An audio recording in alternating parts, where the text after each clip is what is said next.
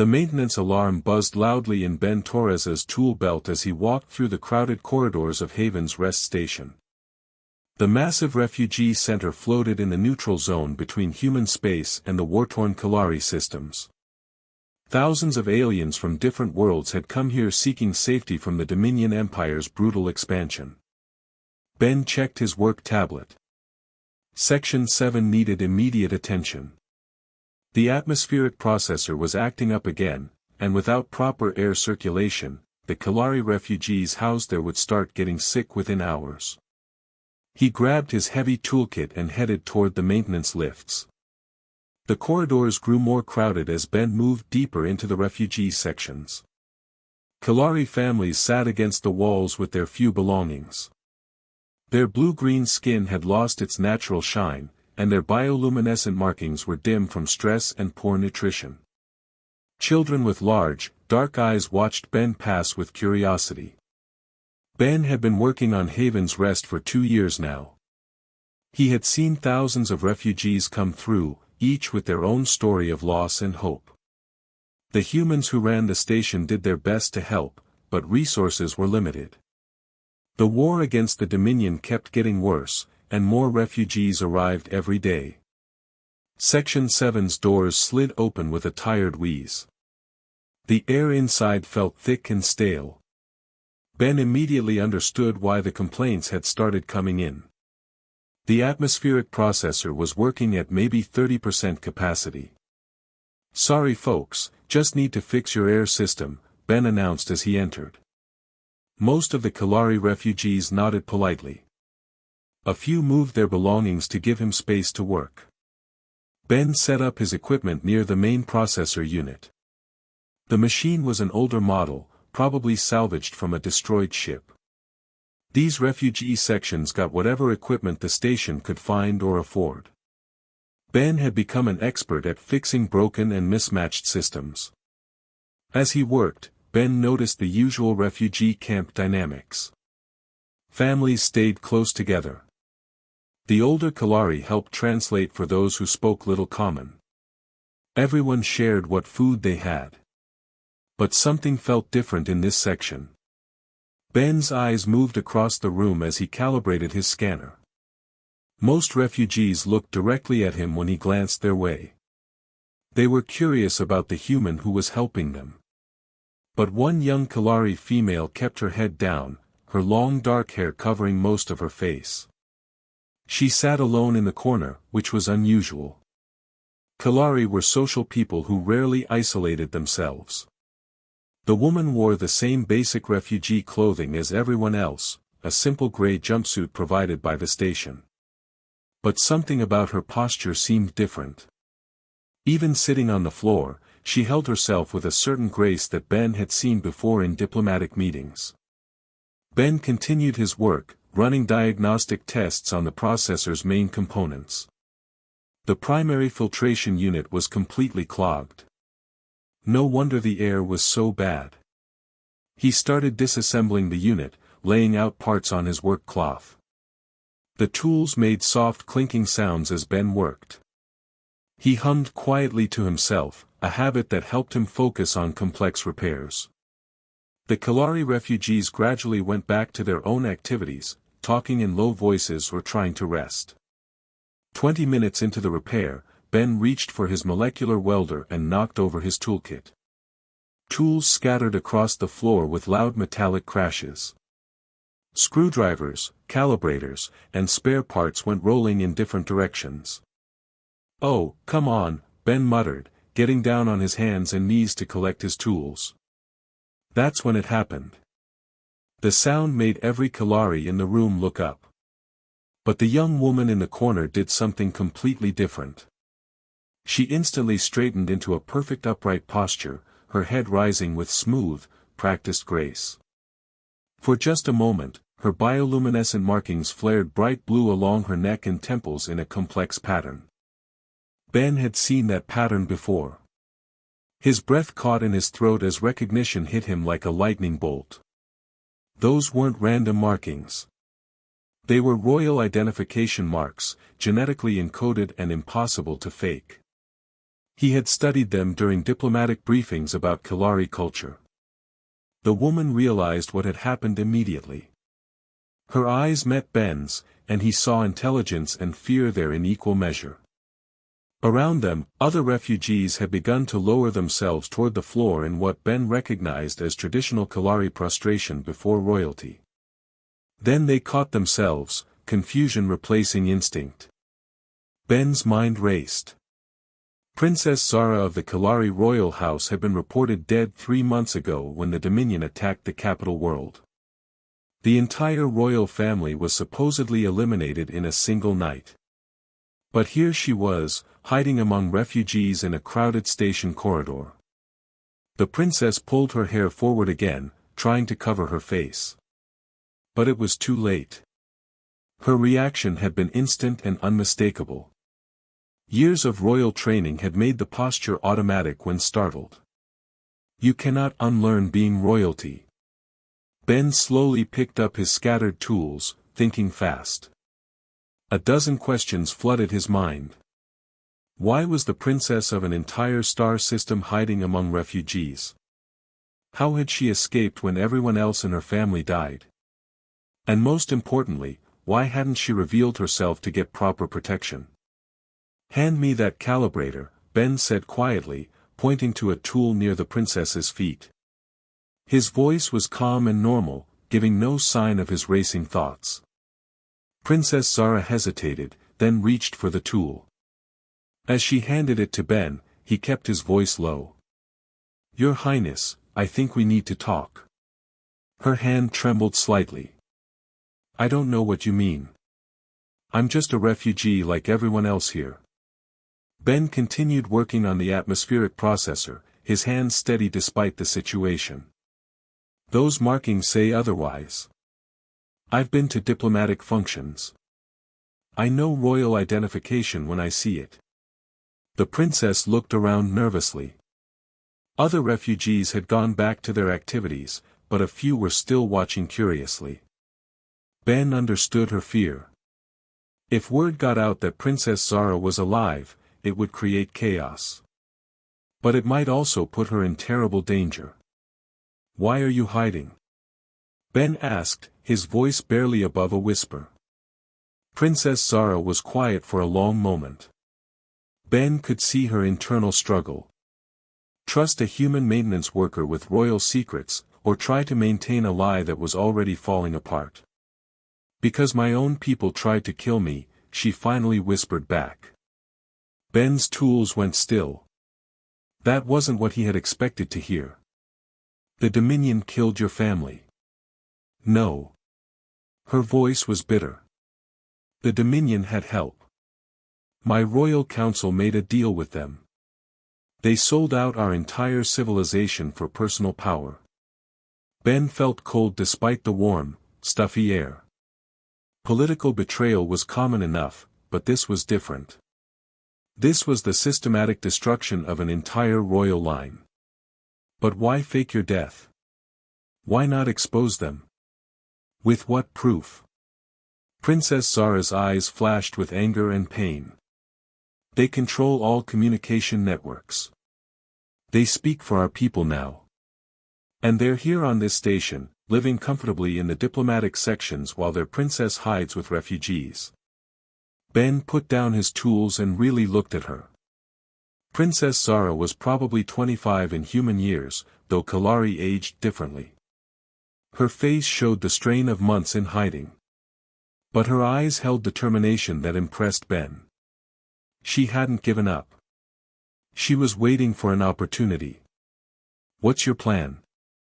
Ben asked. Survive. Gather evidence. Find a way to expose the truth. She paused. Though I'm not sure how to do any of that from a refugee camp. Ben's engineering mind started working on the problem. This was like a complex system failure, you had to trace the problem back to its source and then fix it step by step. Your council members are here on the station. 3 of them. They're supposedly coordinating refugee assistance and negotiating with human authorities about permanent settlement. Really, They're making sure I stay dead and finishing their deal with the Dominion. Which sections are they in? Princess Zara looked surprised by the question.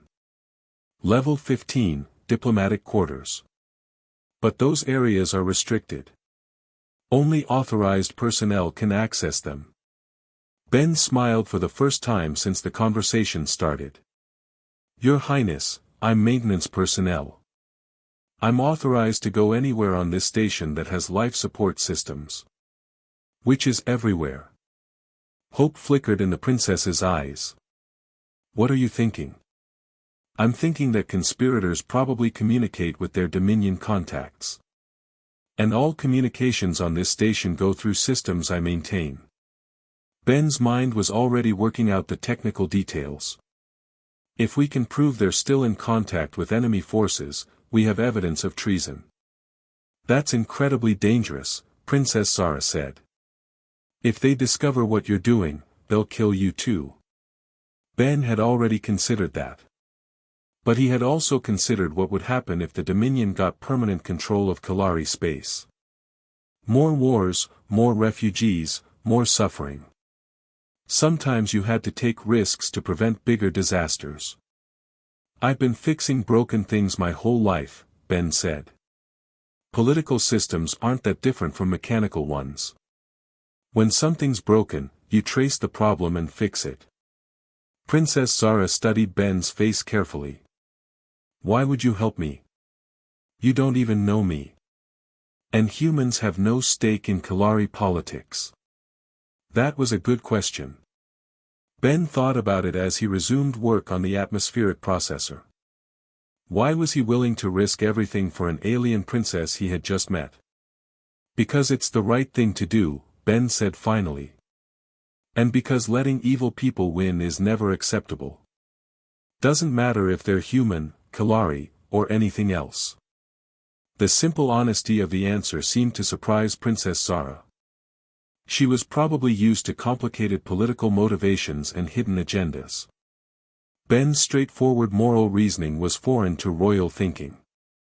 What do you need from me? She asked. Information. Schedules. Which council members are where and when. Any details about their communication patterns. Ben sealed the repaired filtration unit and started the system restart sequence. And patience. This kind of investigation takes time.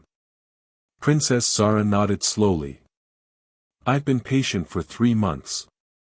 I can be patient a little longer.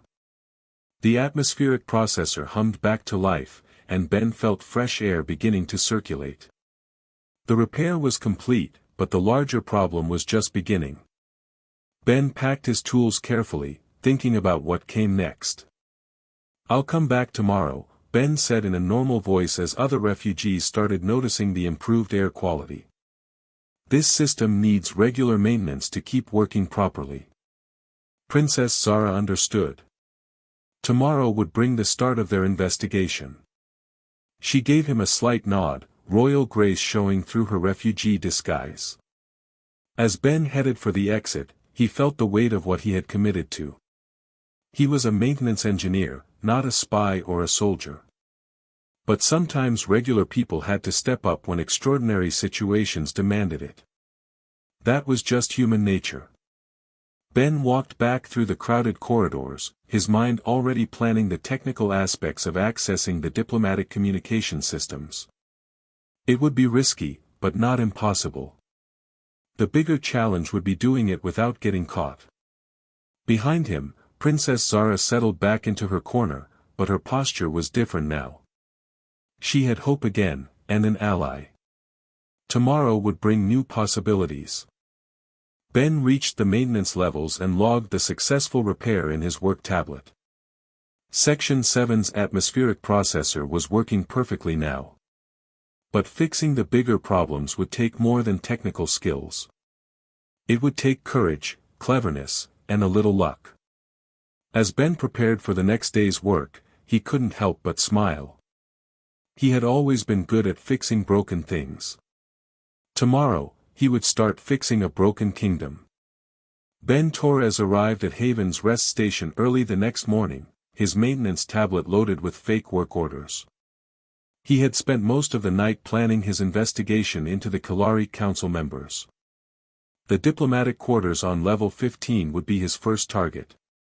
The morning shift change gave Ben perfect cover. Security was always lighter during transitions, and maintenance workers were practically invisible to most station personnel. Ben took the service elevator to level 15, carrying his standard toolkit and wearing his usual work clothes. The diplomatic section looked very different from the refugee areas. Clean corridors, proper lighting, and comfortable temperature control made it clear that some beings were more welcome than others on Haven's Rest. Ben felt a flash of anger at the inequality, but he pushed it down. Focus was more important than emotion right now. Ben checked his tablet and headed for the first location, Council Member Theron's quarters. According to Princess Zara, Theron was the leader of the conspiracy. If anyone was still communicating with the Dominion, it would be him. The communication relay panel for Theron's section was located in a maintenance alcove just down the corridor from his rooms. Ben accessed the panel with his security codes and began running diagnostics. To anyone watching, he was just checking system performance. In reality, he was installing a small monitoring device that would record all data transmissions. "Can I help you with something?" a voice asked behind him. Ben's heart jumped, but his hands stayed steady. He turned to see a Kalari male in expensive clothing watching him suspiciously. Based on Princess Zara's descriptions, this was probably Council Member Vex. "Just routine maintenance," Ben said cheerfully. "Communication systems need regular checks to prevent failures. Should only take a few more minutes." Vex studied Ben's face carefully. "I wasn't informed about any scheduled maintenance." Ben shrugged. "That's because it's not scheduled maintenance. It's preventive care. We check all systems regularly to catch problems before they cause outages." He gestured at his tablet. "See? All authorized." The explanation seemed to satisfy Vex, who nodded and walked away. Ben finished installing his monitoring device and moved on to the next target. 2 more council members had quarters on this level, and Ben needed to tap their communications too. The second installation went smoothly. Ben found the relay panel for Council Member Dex's section and planted another monitor. These devices were tiny, smaller than a fingernail, and virtually undetectable once installed. Ben had modified them himself from standard diagnostic equipment. The third target proved more challenging. Council Member Kess had chosen quarters right next to the station's security office. Ben would have to be extra careful not to attract attention while working on her communication systems. Ben approached the area casually, checking his tablet and humming softly. The security office door was closed, which meant the officers inside were probably busy with their own duties. Ben located the correct relay panel and started his work. 5 minutes into the installation, the security office door opened. A human security officer stepped out and noticed Ben immediately. "Everything okay there?" the officer asked. "Absolutely," Ben replied. "Just running diagnostics on the communication relays. We've been getting some strange signal readings, so I'm checking all the level 15 systems." The security officer nodded and walked past. Ben finished his work quickly and headed back to the service elevators. 3 monitors were now in place, recording every transmission from the council members' quarters. All Ben had to do now was wait for evidence. Ben returned to Section 7 to check on Princess Zara and the atmospheric processor. The air quality had improved dramatically since yesterday's repair, and the refugees looked more comfortable. Princess Zara was still in her corner, but she looked up when Ben entered. "How's the air system holding up?" Ben asked loudly enough for others to hear. "Much better, thank you," Princess Zara replied. Ben knelt down to check some readings on the atmospheric processor, bringing him closer to the princess. 3 monitors in place, he whispered. Should have data by tonight. Relief flickered across Princess Zara's face. What kind of data are you hoping to find? Communication logs, transmission records, anything that proves contact with Dominion forces, Ben murmured. If they're coordinating with the enemy, there will be electronic evidence. Ben finished his fake inspection and left Section 7. The hardest part now was waiting. The monitoring devices would record everything, but Ben couldn't risk checking them too frequently. He spent the rest of the day doing actual maintenance work around the station, trying to act normal. That evening, Ben returned to level 15 during the night shift. The diplomatic quarters were quiet, with most residents asleep. Ben accessed his first monitoring device and downloaded the day's data. His tablet screen filled with transmission logs, and Ben's eyes widened as he read them. Theron had sent 3 encrypted messages to coordinates in Dominion space. The encryption was military-grade, far beyond what a refugee coordinator would need. Even more damning, the transmission times matched exactly with Dominion fleet movements that had been reported on the station's news feeds. Ben quickly downloaded data from the other 2 devices.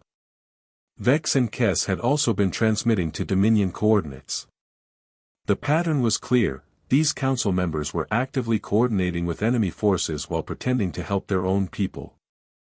But Ben needed more than just transmission records. He needed to know what was being said in those messages. The encryption would take time to break, and Ben didn't have access to military decryption software. Ben thought about the problem as he walked back to his quarters. How could he get the content of those messages without advanced decryption tools? Then an idea struck him. He didn't need to break the encryption, he just needed to catch the council members in the act. The next morning, Ben returned to Section 7 with a new plan. He found Princess Zara and quietly explained what he had discovered. They're definitely communicating with the Dominion, Ben whispered. But I need more evidence. Something that clearly shows what they're plotting. What do you need me to do? Princess Zara asked. I need you to force their hand, Ben said. Make them panic and reveal themselves. Ben outlined his plan. It was risky, but it might be their only chance to get proof that would convince the station authorities. Princess Zara listened carefully, asking questions and suggesting improvements. That afternoon, Ben put the plan into action. He accessed the station's internal communication system and sent an anonymous message to all 3 council members. The message was simple: the princess lives. We know about your deal. Meet at the usual place tonight or face exposure. Ben had no idea what the usual place was, but he was counting on the council members' paranoia to make them react. He positioned himself near the diplomatic quarters and waited. Within an hour, all 3 council members had left their rooms and were moving through the station. Ben followed at a distance, using his maintenance access to track their movements through the station's internal sensors. The council members met in an unused conference room on level 12. Ben found a maintenance shaft that let him position a listening device near the room's ventilation system. Finally, he would hear what the conspirators were actually saying. This is impossible, Theron's voice came through clearly. We saw her body. She was dead. Obviously not, Vex replied angrily. Someone must have helped her escape. But who would dare interfere with our arrangements? It doesn't matter who, Kess said. What matters is stopping her before she ruins everything. The Dominion is expecting final confirmation of our authority transfer next week. Ben's blood ran cold. They were talking about transferring authority over Kalari space to the Dominion. This was even worse than simple betrayal, it was the complete sale of their civilization. We need to find her and finish what we started, Theron said. The Dominion has promised us positions of power, but only if we can deliver complete control of Kalari resources. What about the humans? Vex asked. This station is under their protection. We can't just eliminate someone here without consequences. The humans don't know who she is, Kess replied. As far as they're concerned, she's just another refugee. We make her disappear, claim she died of illness, and the humans never question it. Ben had heard enough. This was proof of treason, conspiracy, and planned murder. He carefully removed his listening device and headed for the station's command center. Station Commander Rachel Park was finishing her evening reports when Ben arrived. Commander Park was a no-nonsense woman who had built Haven's Rest into one of the most successful refugee centers in human space. She looked up as Ben entered. Ben. What brings you to command this time of night? Commander, I need to report a serious security threat, Ben said. There are Dominion agents on the station planning to murder a refugee. Commander Park's expression immediately became serious. Explain. Ben laid out everything he had discovered: Princess Zara's identity, the council members' conspiracy, the communication intercepts, and the murder plot he had just overheard. Commander Park listened without interruption, occasionally asking for clarification. This is a very serious accusation, Commander Park said when Ben finished. Do you have solid evidence? Ben produced his tablet with the transmission logs and audio recordings. Commander Park reviewed them carefully, her expression growing darker with each piece of evidence. If this is true, we're harboring war criminals, Commander Park said. And they're planning to commit murder on my station. She stood up and reached for her communication device. Security Team Alpha to command. Priority 1 response required. Within minutes, the command center filled with security officers. Commander Park quickly briefed them on the situation and issued orders for the immediate arrest of all 3 council members. What about the princess? Ben asked. We'll need to verify her identity and provide proper protection, Commander Park replied. If she's really Princess Zara, she has valuable intelligence about Dominion operations. The arrests happened quickly and quietly. Security teams moved simultaneously on all 3 targets, catching them before they could destroy evidence or communicate with their Dominion contacts. Within an hour, Theron, Vex, and Kess were in detention cells awaiting interrogation. Ben led Commander Park and a security escort to Section 7. The refugees looked nervous as the group entered, unsure why so many officials had come to their area. Ben approached Princess Zara's corner. Your Highness, Ben said formally. It's time. Princess Zara looked up at the assembled humans. Commander Park stepped forward and offered a respectful bow. Princess Zara of the Kalari Royal House, I am Commander Rachel Park. On behalf of the United Human Coalition, I offer you our protection and assistance. For a moment, Princess Zara just stared. Then she slowly rose to her feet, letting her royal bearing show for the first time in months. The transformation was remarkable. The frightened refugee disappeared, replaced by a confident royal leader. Commander Park, Princess Zara said with natural authority, I accept your protection. And I have information about Dominion military operations that your intelligence services will find very valuable. The other refugees in Section 7 gasped as they realized who had been living among them. Some began to kneel, but Princess Zara gestured for them to remain standing. We are all equals here, she said kindly. We have all suffered from the same betrayal. Commander Park escorted Princess Zara to secure quarters while Ben gathered his equipment. The immediate crisis was over, but Ben knew this was just the beginning. The evidence they had gathered would have major implications for the war against the Dominion. The next morning, Ben found Princess Zara in her new quarters, a comfortable suite with proper security. She was working with human intelligence officers, providing detailed information about Dominion operations and Kalari defenses. Ben, she said when she saw him. I wanted to thank you properly.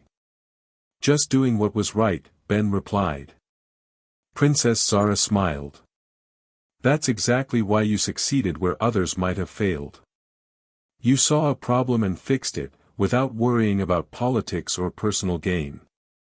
What happens now? Ben asked.